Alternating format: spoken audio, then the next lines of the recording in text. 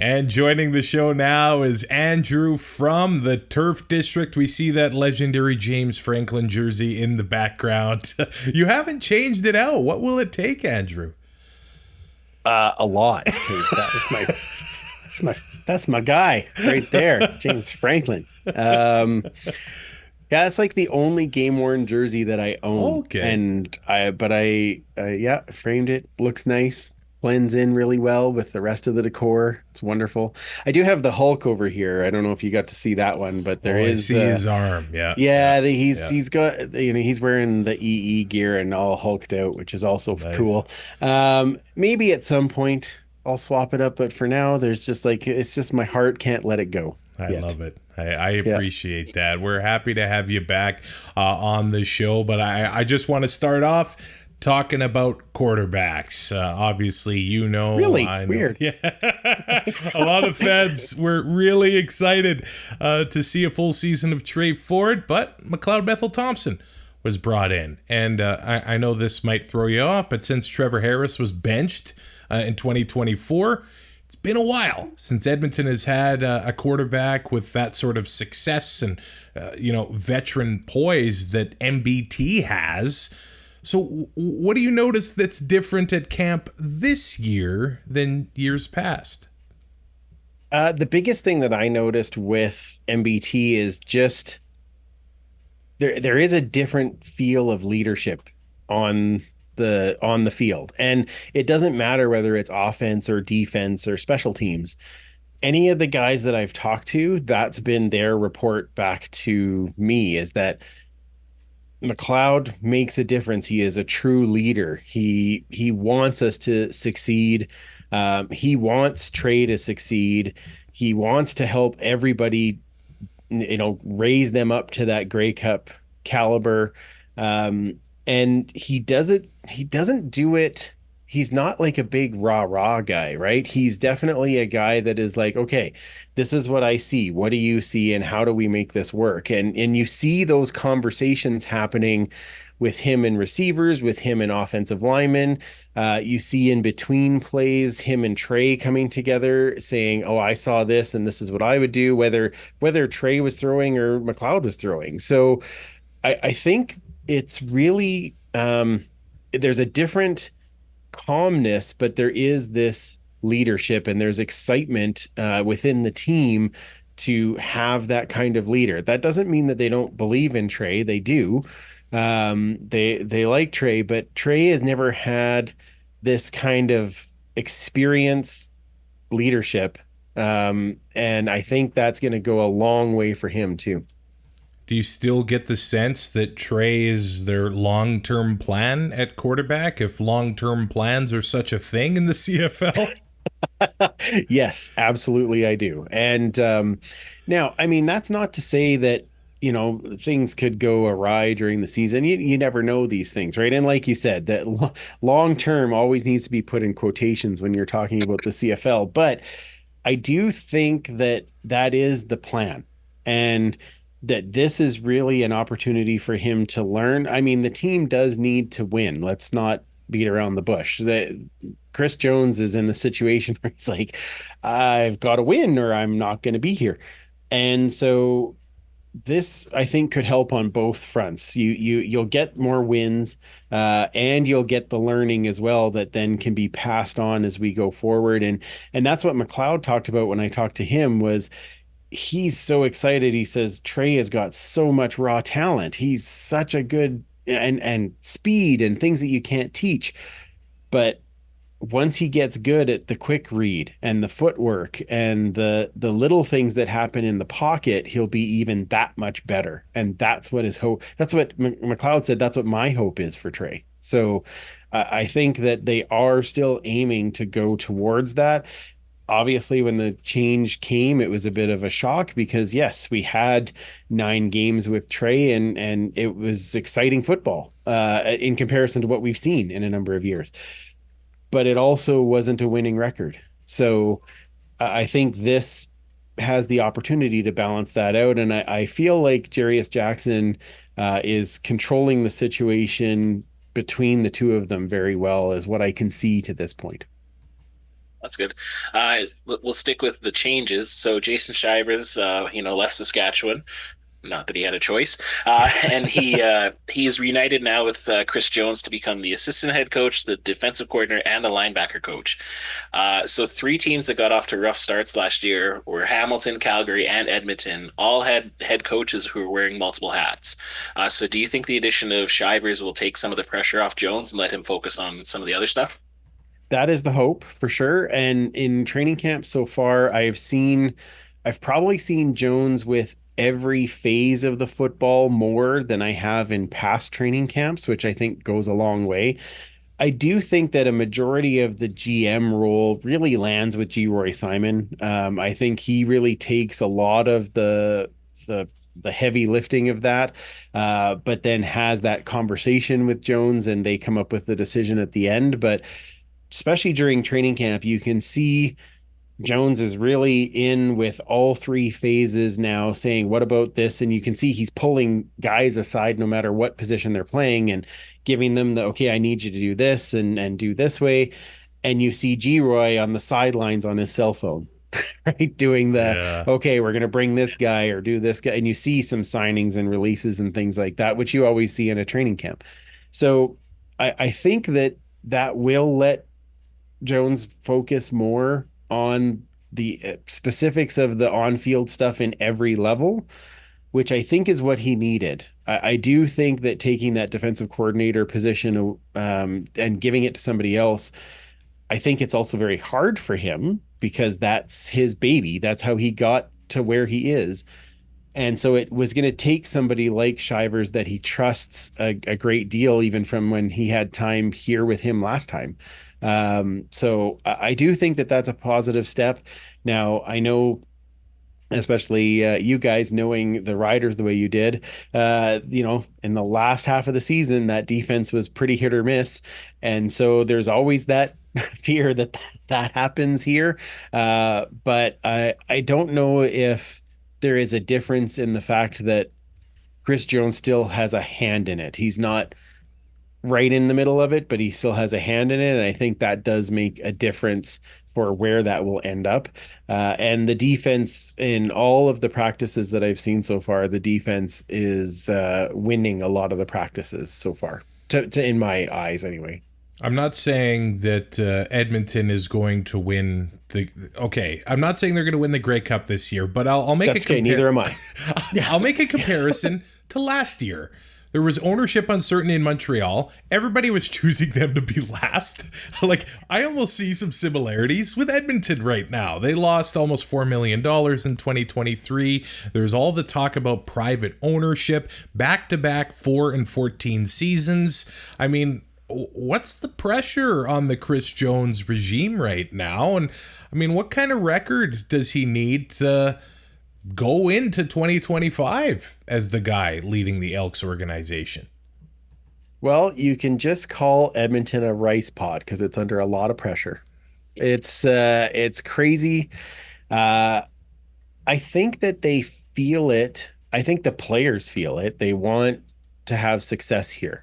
And I was talking with Jamin Pelly, who has been here for most of this awful stretch.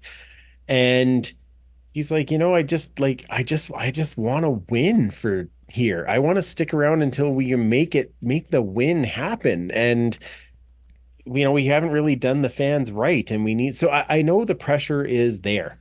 I'm hoping that with the leadership now in place, that it takes away the panic of not getting the win and turns to, okay, we can learn this and now we will win, instead of the last few years. It's very much been, well, this went wrong, so here we go again.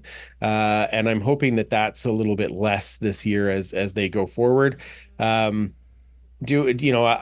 would love for them to have the same story as Montreal last year. Wouldn't we all love to have that story? But I do think they have an ability to take a step forward. There's always the outside shot that they get hot near the end of the year, but I think they kind of are in the middle, and that's still better than being at the bottom, as what we have been for the last few years.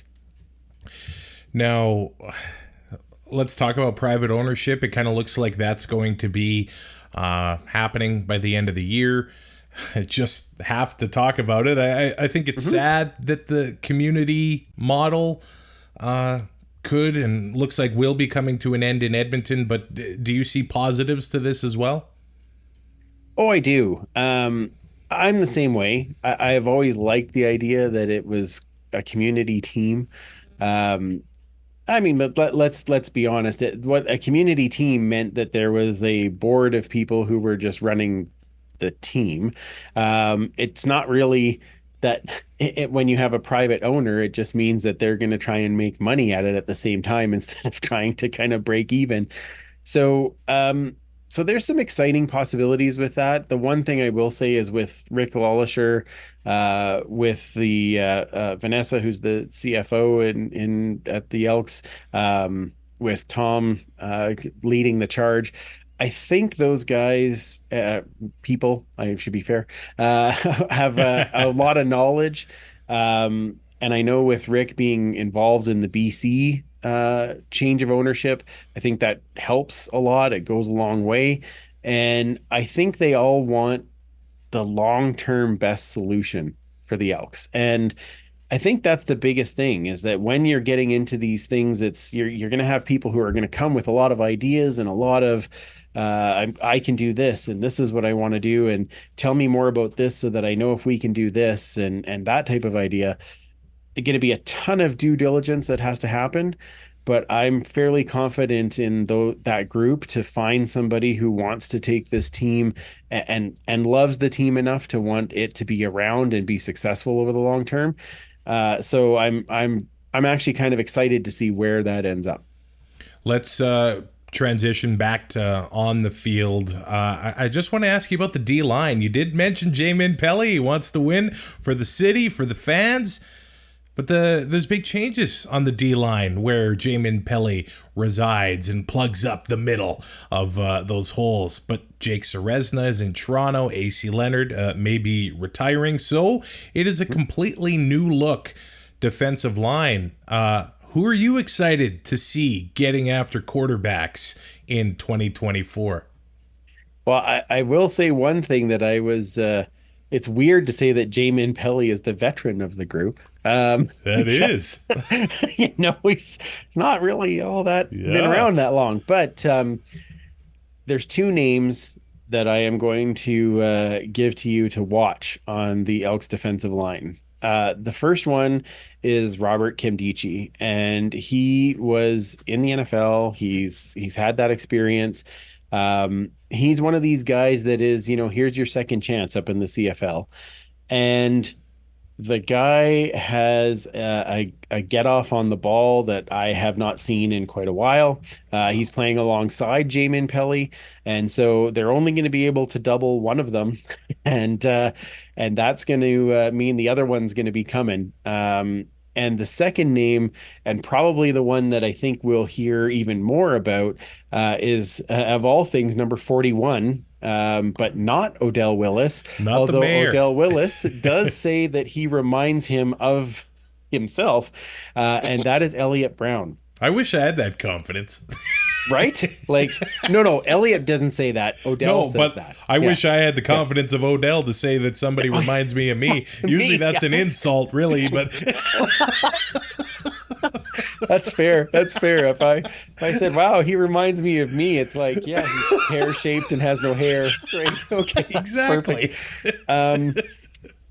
No, Elliott Brown. So Jamin Pelly, I was asking him about Elliott Brown and the defensive line in general. And Jamin said, well, if you took Odell Willis and Willie Jefferson and had a baby, it would be Elliott Brown.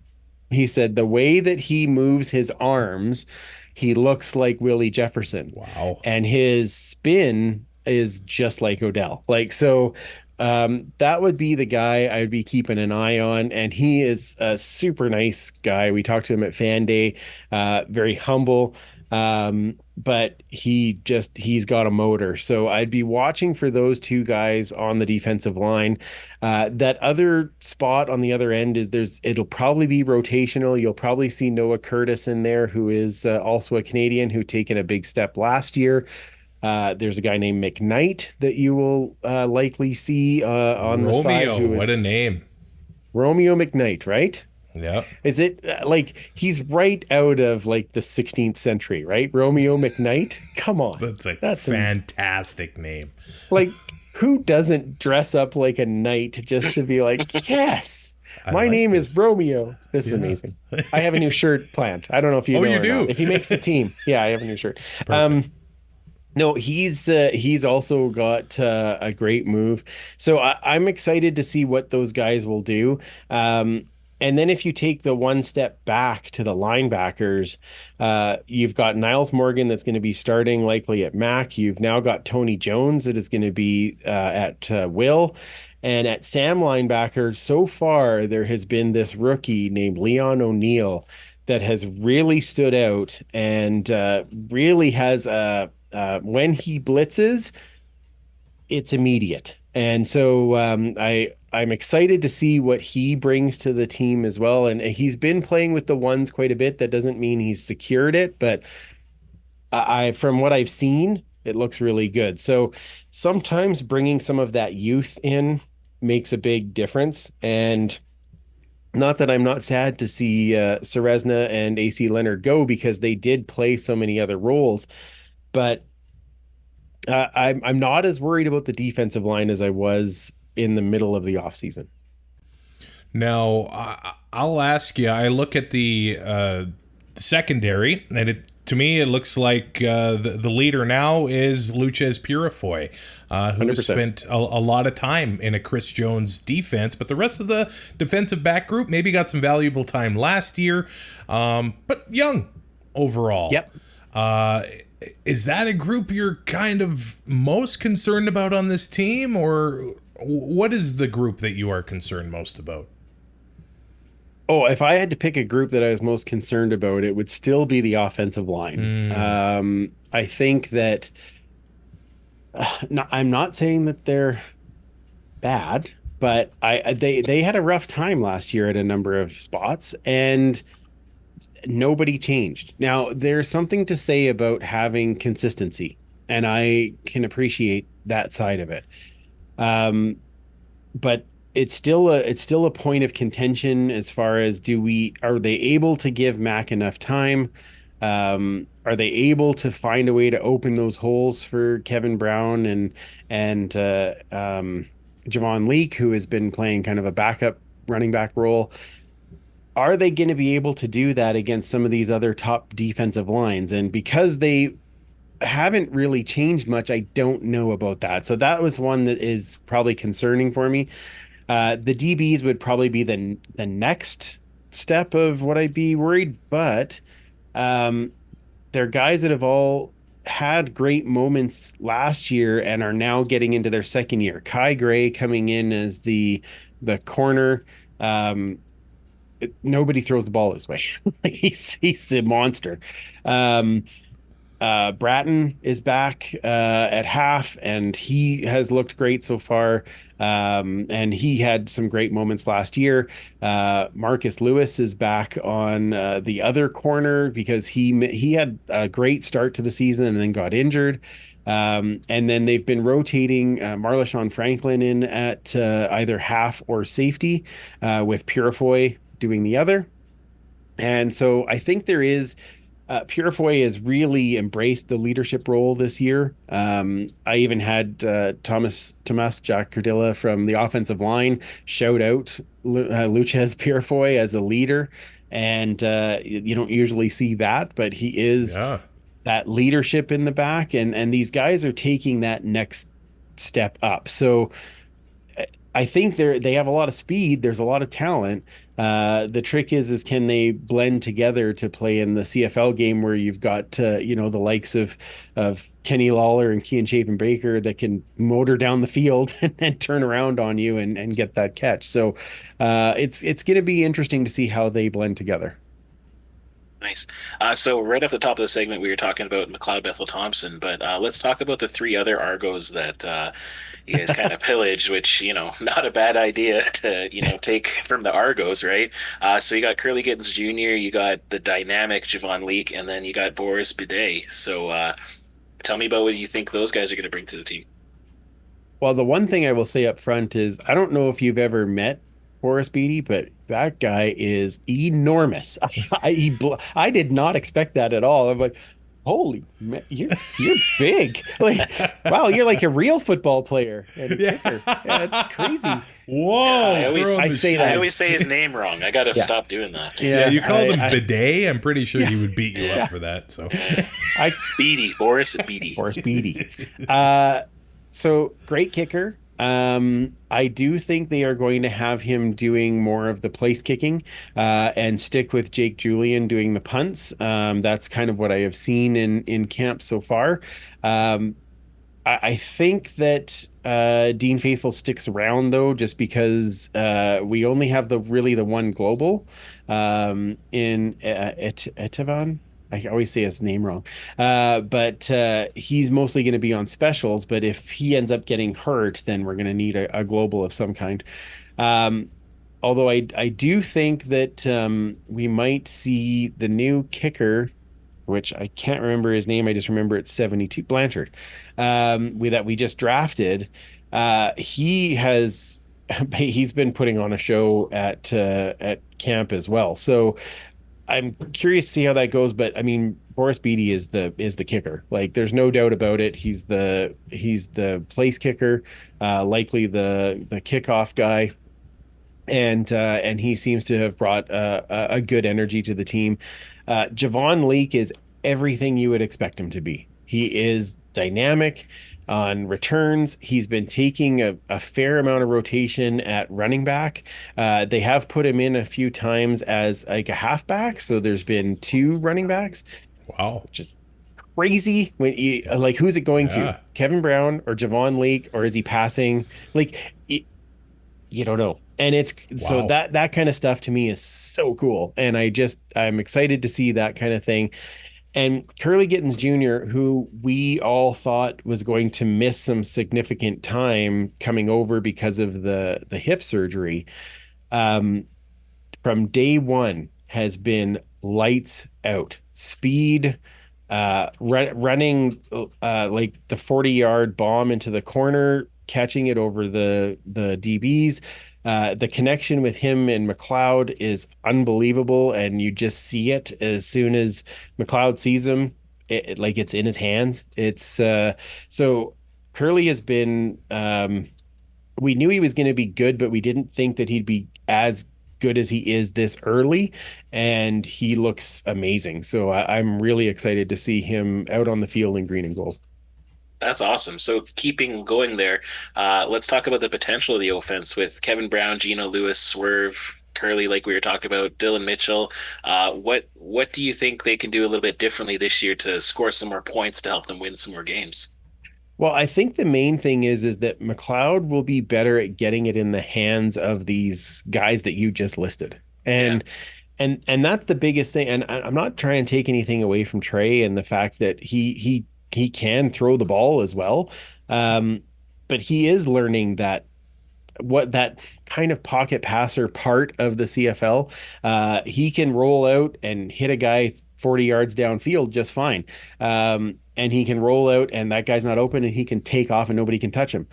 But Mac can go 1, 2, bang, and it's right where it needs to be. And I think that in itself, if you look at the number of times that they targeted Geno Lewis last year, it was way down.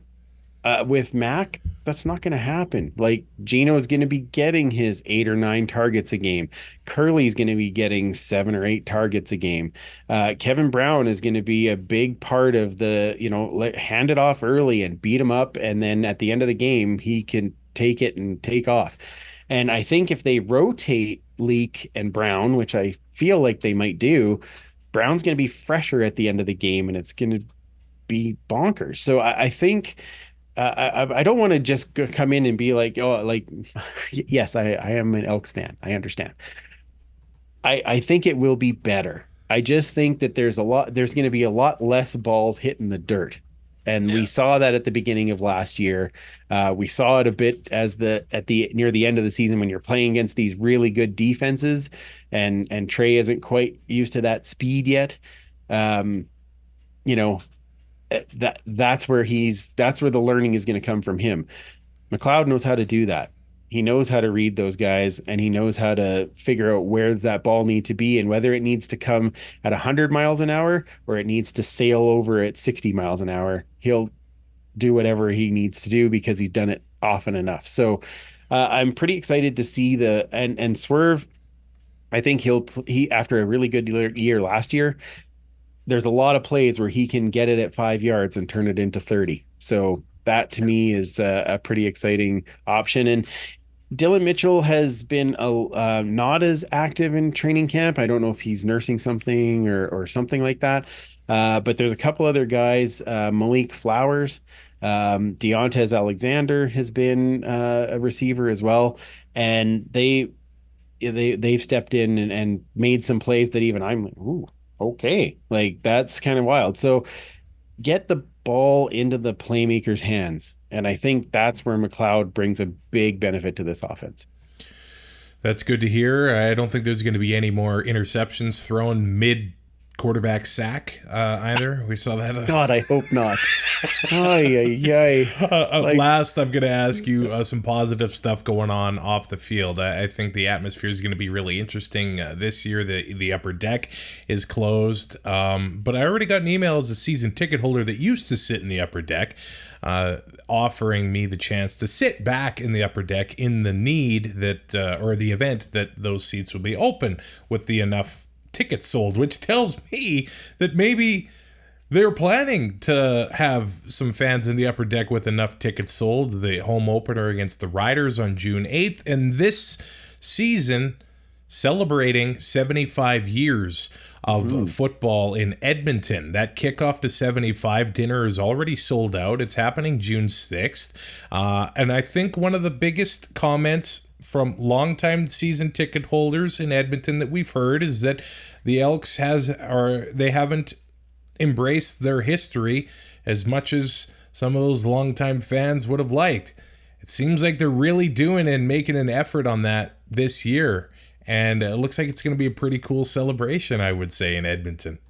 Oh, that first week is going to be unbelievable. And I don't know if you had a chance to see as a season ticket holder what one of the gifts was this year.